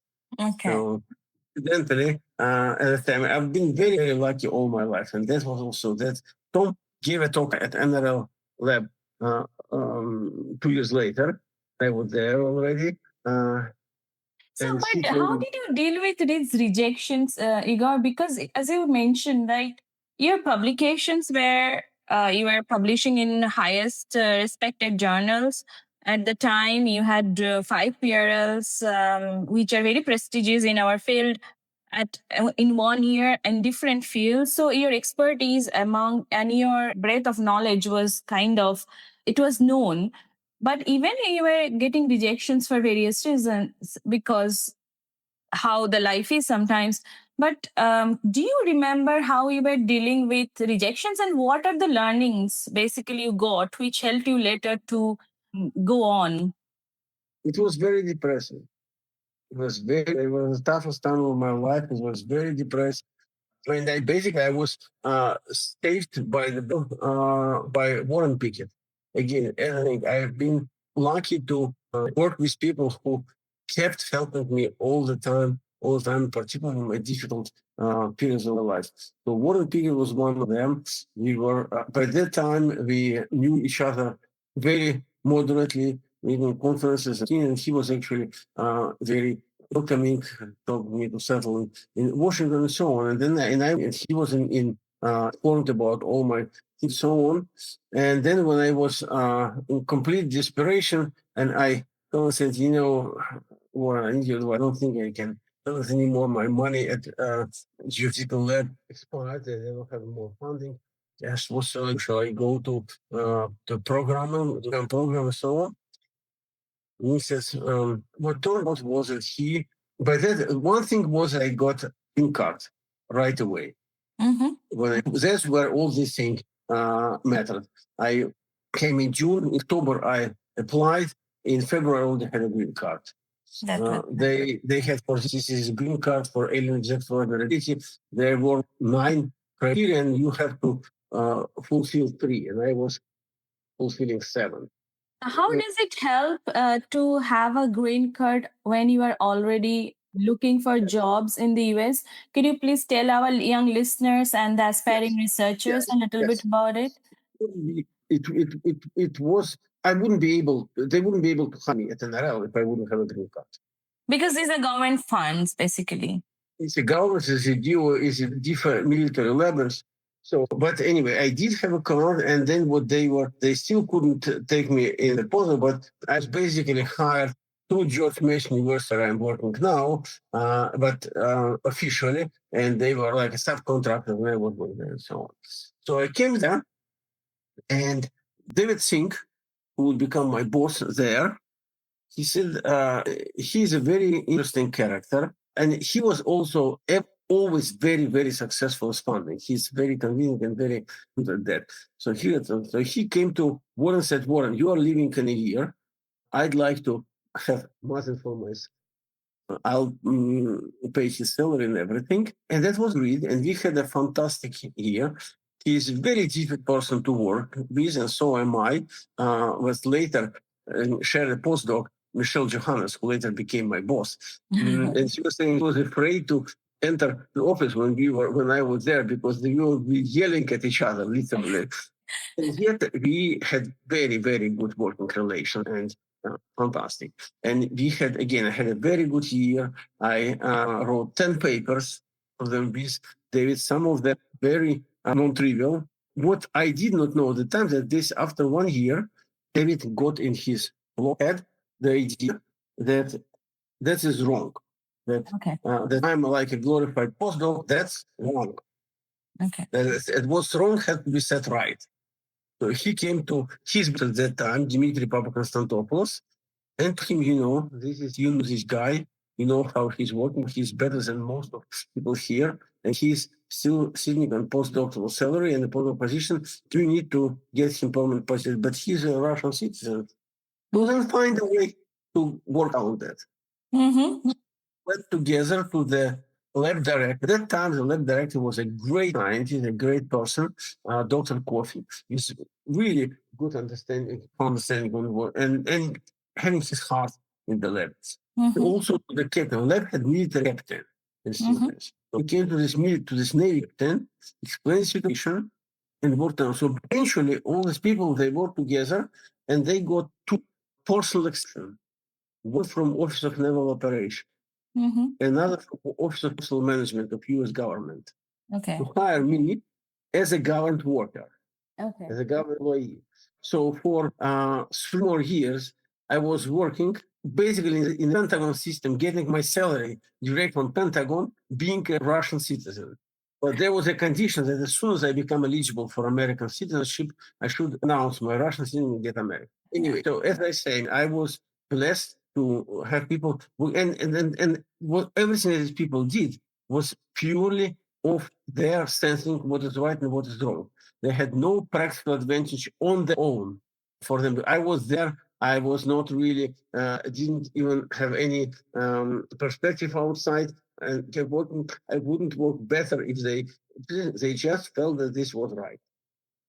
That was so amazing to hear, and also so nice because I think all this comes together because your talent got recognized by them also. It's not only they were nice people, which they are, I'm sure, but they were also recognizing your potential and your talent and what science would get if you are employed by that institute. So your contribution in science was recognized by them, and that was the culmination of all these things together made this happen. Right. So this is, but that's not enough. You should be good, but it's also better be good and lucky than good and unlucky. I cannot agree more. Igor, I would also like to focus here on two things. One is your research field, and another is your writing. So, you mentioned that having this particular education early on in your childhood that also kind of gave you the tools to articulate yourself, and you had been a very good writer in the sense that not only you are writing 5 PRLs and 10 papers in a year, you are also contributing in various different ways in science and in forms of especially writing, and apart from your other roles as an editor or as a reviewer and teacher. So there are other different roles, but can you talk about whether writing comes to you easily, or if especially somebody who is starting out their journey and writing doesn't come to them easily, especially in a language which is not native to them, which was also in your case maybe many years ago. Can you give them some suggestion and tips how to improve it? That's a good question. It's a very good question. Of course, that's as with everything. Some people have inclination to write, and people have hard time with that. I write relatively easy and like that, and not necessarily about science. I write about other things as well.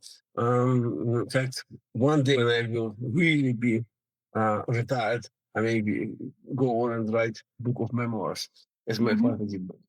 Yeah, that's very important part. Again, there's one thing that I learned from Cardona, not from Ole Anderson. He's not a good writer, but Cardona was fantastic. And in his, that's across from his office was men's room.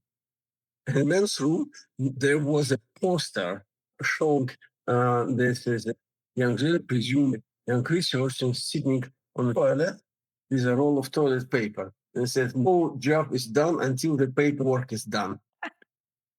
So we were writing a paper together with Manuel, and he was, running a big department. So we said, okay, so now we are going to sit down and write this paper. So we all walk into his office, and he's sitting there, and he literally dictates the paper from beginning to the end in 2 hours. Complete. Was very well educated individual, spoke fluent 8 languages and whatnot, and was also a good writer. So now, a few practical tips. Everybody write papers differently, but it's very tempting to write papers starting from your results. So first get result, then you add on the pictures, and it's also for many people it's more interesting and more entertaining to do more research or to improve pictures than to actually go and writing. And then sort of build around that. Sometimes it's work. My personal technique is different. I write paper from outside in. What does that mean? Done and conclusions. Mm-hmm. I realize that while we are going to work on the scientific or the research part and so on, that may change. That's okay. I rather go back and change it. But I want to have, and I would advise you to have the shape of the entire paper in your head. And to do that, it's okay to write abstract at the end, but the introduction is essentially send the flow of the entire paper. So then you can add to the thing, essentially expanding on claims that you make in introduction. But you want to know what you want to say at the end. Mm-hmm. Now, the other thing, which is, I'm not sure this is a good thing, maybe it's rather a bad thing. It's a little bit overlaps with another little essay of mine, which you may or may not have seen, that inverse Occam razor. Yes, yes, that's a very, very famous, of course. Unfortunately, people like to see. So you definitely don't want to overdo that, but you do want to identify a few most sellable points and emphasize them in your introduction and in your conclusions. Yeah. That I don't know if you heard, there was a maybe one of the two most famous Russian novels of 20th century. It's called Master and Margarita by Mikhail Bulgakov. Have you heard about it? No, I haven't. It's I would say that together with Dr. Zhivago, these are the two most important work. But anyway, it's a fantasy book about the Hegel and his entourage visiting Moscow in 1930s. Okay. And then there's one of the local, a little bit of comical book characters. He is taken to mental asylum after the devil basically drives him crazy. And then he thinks that, something terrible should happen. I should inform authority about that. So he asks if he can write a letter to authority. But the dog says, okay, sure. Give him paper. And he says, what? I should write a paper in such a way that they would immediately from the first line understand how unusual things are. And there was one of his sidekicks was a huge black cat who was left riding a streetcar. He said the first time was there was this cat riding a streetcar. So well, it worked, but you want to have your cat riding streetcar in your paper, and you want to have it visible. Of course, now you are blessed with having such tools as artificial intelligence, which is becoming amazingly good. Uh, one to advise: don't trust them 100%. Verify. They suggest something, you go and verify, make sure that because sometimes these things can be completely delusional. Yes. But in terms of fixing grammar and English, they are getting actually better than human copy editors. So that you can use, and that would look better. And the other piece of advice: no matter how better you know your native language, don't write in your native language and then translate. Write straight away in English. Why? Because if you write in English, you are not going to use fancy construction that you don't have full command of. But in your language, you will, and then you will be stuck trying to translate them. True. So always write in English from the very beginning. Yeah. And, remember, no job is done until paperwork is done. Mm-hmm. Thank you. These are very important tips. And I think important mention about the AI is also important. And the main thing is to also resist from the temptation to let the AI write your whole paper, write a draft, as Igor mentioned, only use them for grammar corrections or some way of expressing. That is okay, right?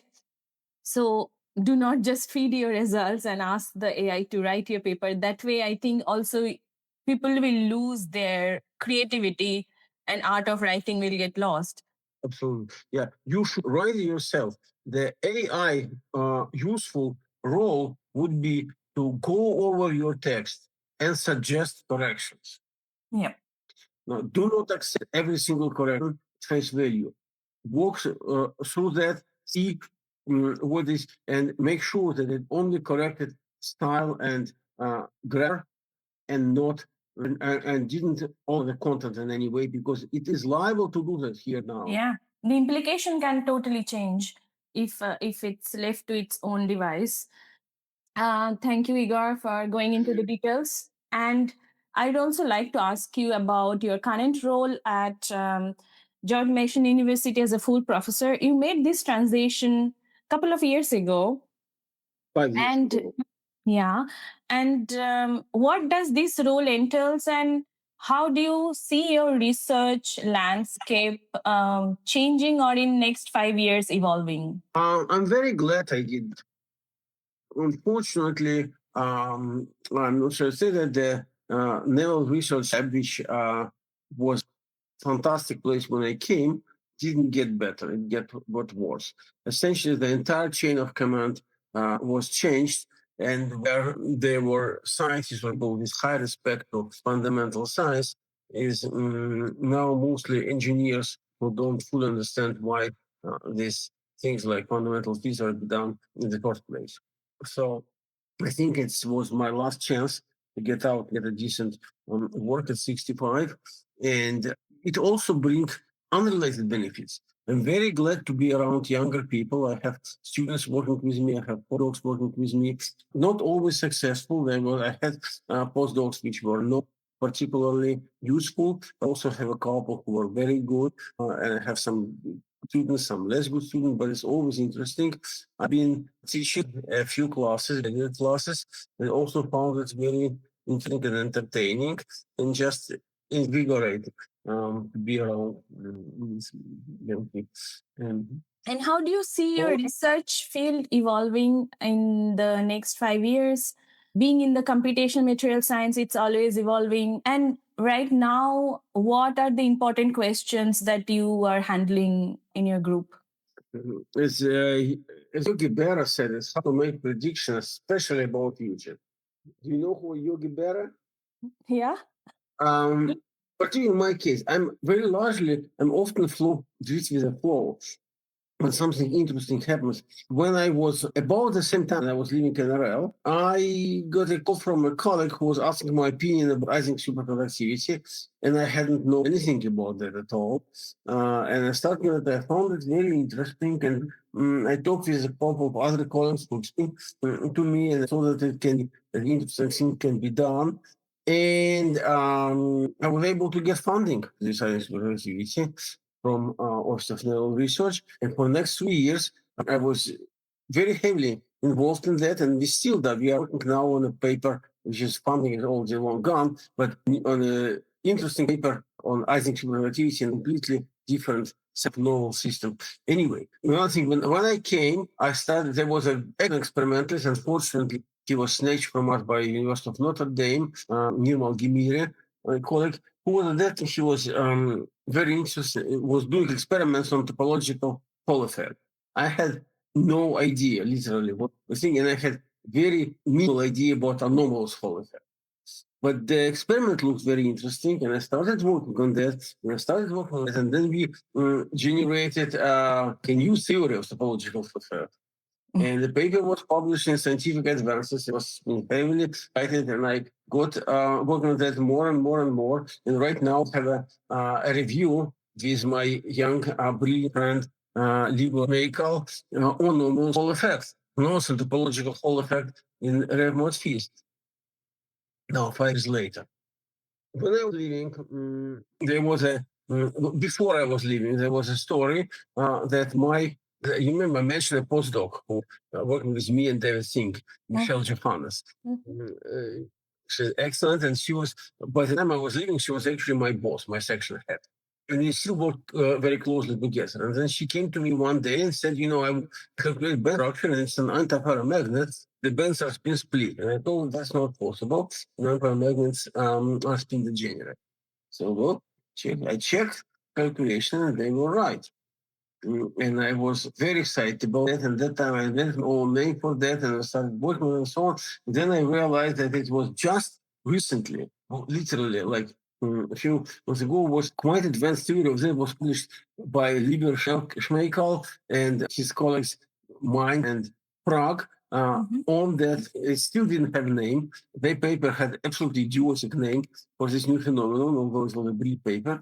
And they were analyzing material, which later turned out to be a wrong material, but the whole concept was, and I didn't know any of them personally. I met Tomasz briefly, and I met Harold briefly. I contacted them. We started working together on this field, which has now got the name of altermagnets. Yeah, and became very friendly.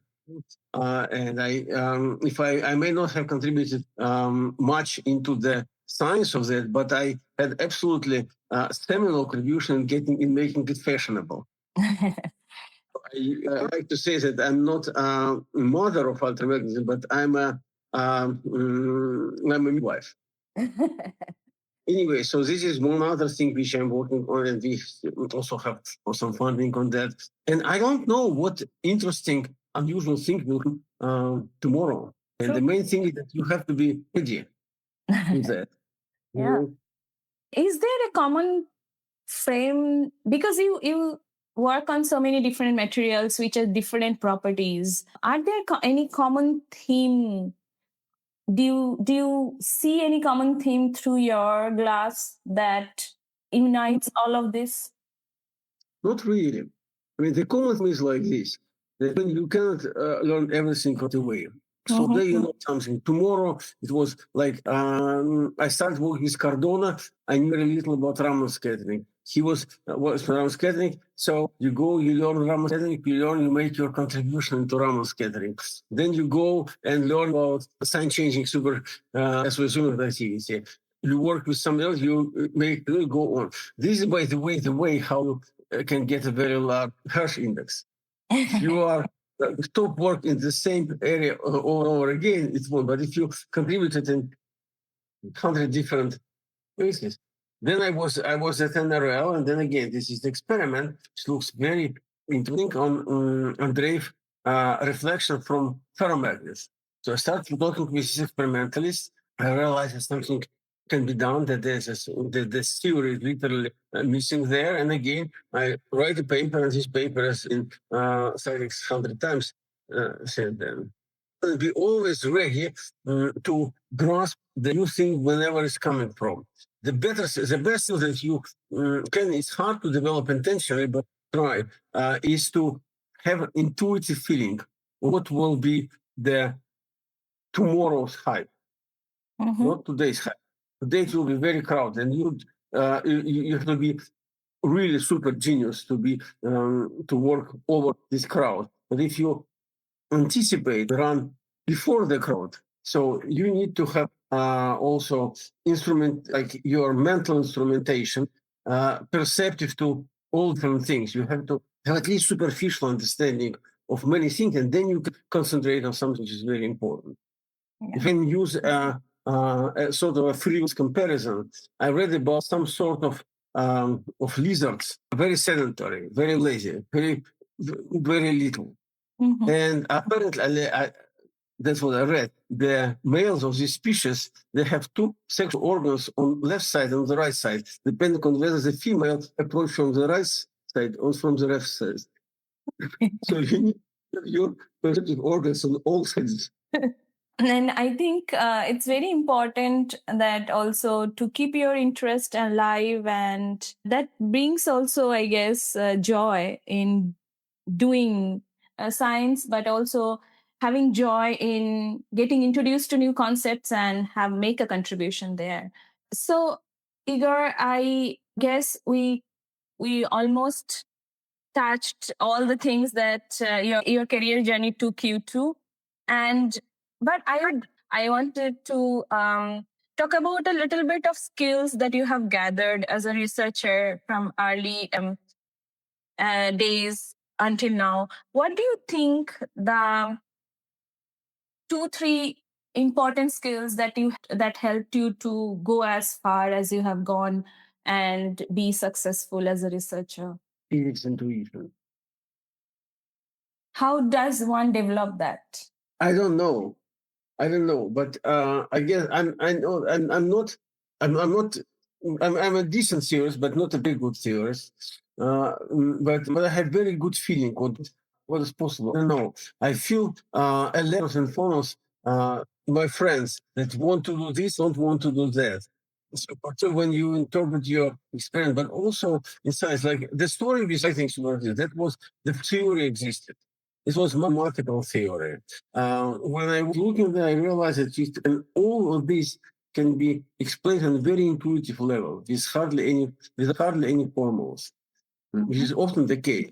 And if you are able to explain something, you get this understanding that you can feel, say, well, no, this is, I cannot derive, but I know that this formula cannot be right because of this and that. Another example from my old days in Max Planck Institute, as I mentioned before, there was a system of Anton review.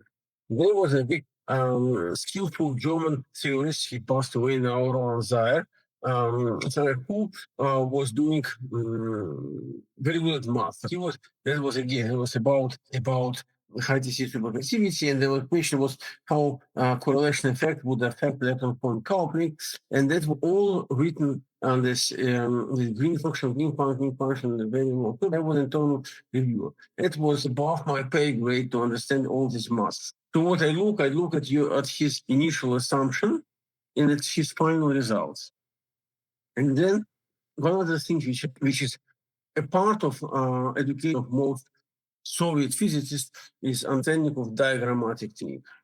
You don't have to know how to calculate diagram but it's an excellent physical way to look at things. So basically, I drew diagrams that correspond to his final answer, and I immediately saw that he's missing a vortex correction on one side. It says this sort of like bubble diagram, and from green function, so clearly included only one, but he had to include two of them. And I came to him and said, "No, that doesn't seem right." He looked at it and he found a mistake, and the final result was opposite to what he had initially. And I'm telling you, I would not be able to repeat this calculation myself. I think this is one of the also important skill that referees have, and that's also important to have as a referee, successful referee as you are.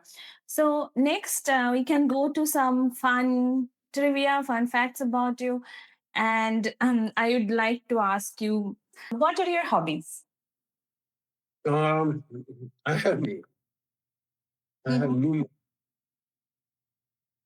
I'm a member of two clubs. Mm-hmm. Russian, one English. We are, my wife and I participate and actually she organized that during pandemics, an international Zoom poetry club, which meets every Sunday for 2 hours and read poetry to each other. Or can be from famous poets or whatever. We love to travel. I've been to more than 60 countries. We love when I was very young in my post-college days, I was amateur guide and historical architectural guide in Moscow. At that time, I was very proficient in history of Russian art and Russian architecture and icons and this sort of things. So all things is books, theater, art. I mean, you may or may not recognize my background. This is one of my favorite American artists, Georgia O'Keeffe. So I love German expressionism. I love many different things. I have very specific hobby. I'm doing poetic translations myself from English, Russian, German, French, and Yiddish into English and Russian. Would you like to recite one for us? Why not? Let me see. Okay, that's a translation from a Russian poet of mid-20th century, Arseny Tarkovsky. He's also famous to be father of one of the essential movie directors of modern time, Andrei Tarkovsky. So this basically combines my love to poetry with my love to art. And that goes like this. Forgive me, Vincent. In the very end, I could not offer you a helping hand. I did not try to share with you your load, nor light this grass, your burden and listless road. I did not try to soothe your weary feet, unlace your boots still dusty from the street. I did not wet your cracked lips with dew, and failed to take your gun, although I knew that sightless tree that never is the same, contorted as it with the tortured flame, your piercing yellow chrome and Prussian blue. How could I be myself if not for you? Degrading would it be for words of mine should I unload your burden from my spine. And that angelic rudeness which combines your paintbrush stroke together with my lines will lead us through the pupil of his eyes to starry nights to which one ghost still flies. Wow, that's a true talent, Igor. And thank you for sharing it with us. And it seems like your influence from your mother has been passed down in this form to you. All these dusty books that you had been surrounded with in your childhood. And talking about your going to places and being interested in history, I had the luck and honor to have you as a guide when we went to DC, and you had offered us to show us around. And thanks for all the kindness. Um, because we talked about, you said that you had you run book clubs. Could you tell us a little bit about maybe one or two of your favorite books that had left great influence in your life? Uh, there were many, there were hundreds. I can't say there was one or two or Okay, five top ones. Whatever is coming to your mind now. I don't know. I mean, it's really hard to say. If you would narrow it down to a period and country, I could probably give it to you. But of course, I love Russian literature. Is my native literature, and there's a huge by Pushkin. I know nearly entirely by heart. Mhm. On the last century, the two books that stand out for me are Dr. Zhivago and Master Garita. At some point in my life, I was very strongly influenced by Thomas Mann's book, Joseph and seine Brüder, Joseph and his brothers. Lesser known German author who was a big influence on me in my young days is Leopold Wanger, particularly this is a book called Judas Zeus, and this is a Judas. He's a historic writer, so it's historical know about this. It's a real person who actually lived in Stuttgart. There are many. I mean, I read on average about 50 books a year, so it's hard to. Yeah. Thank you for the mentions. We might have a link in the description of these books that you mentioned right now. How many languages do you speak? Your father had this dream that you speak 3 foreign languages at least, but I have a guess that you speak more. There are two languages which I comfortable native level, even though I may think, but it's like few native. It's Russian English. German is already way down. I can maintain conversation. I do read a book or two every year in German and enjoy it. I can do it with a thousand dictionary only occasionally. French, I used to know a better level. I had it I passed graduate school qualifiers in French, but then wasn't of much use. So it's quite passive with me. I can go and understand the syntax like the Letton Musketeer. I can probably read with dictionary, but it's a very primitive text. Anything more complex than that, is difficult for me, and I cannot really maintain live conversation.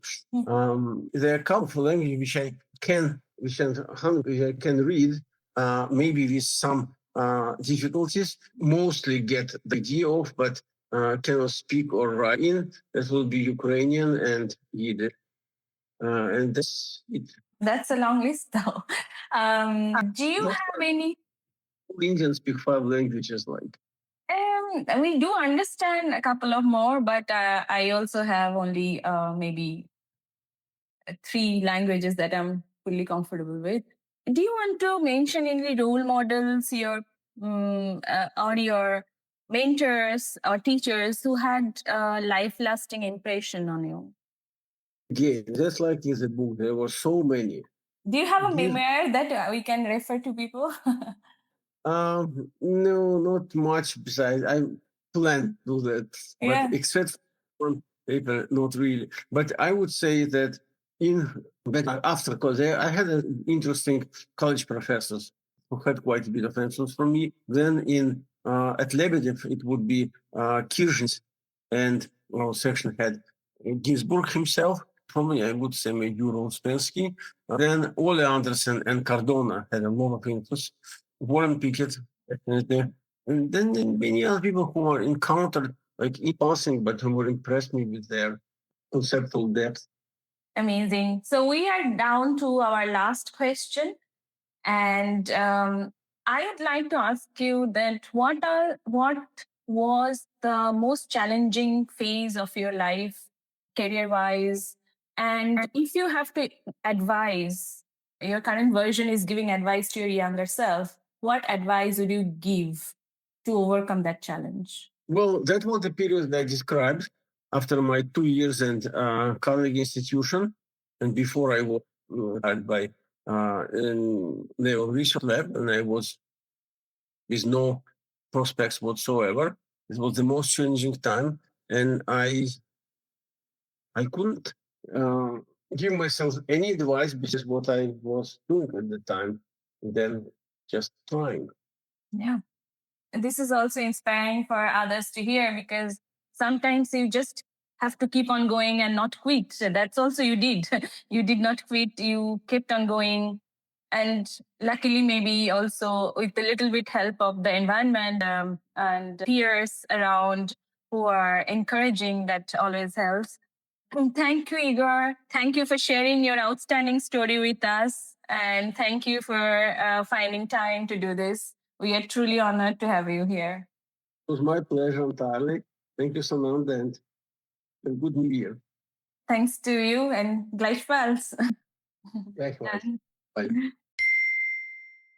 This was my conversation with Professor Igor Mazin, a physicist whose life journey mirrors some of the most fascinating transitions in the modern scientific history. From growing up in Moscow during Soviet era to working with legendary physicists like Vitaly Ginzburg, to building a successful scientific career across Germany and the United States, Igor's story reminds us that scientific careers are shaped not only by hard work and intelligence, but also by adaptability, intuition, and persistence. One of the strongest themes throughout this conversation is the importance of developing a broad scientific vision, the ability to anticipate where the interesting ideas may emerge, and to remain open to learning from unexpected directions. Igor spoke candidly about rejections, immigration challenges, cultural transitions, and the difficulties of finding scientific positions abroad.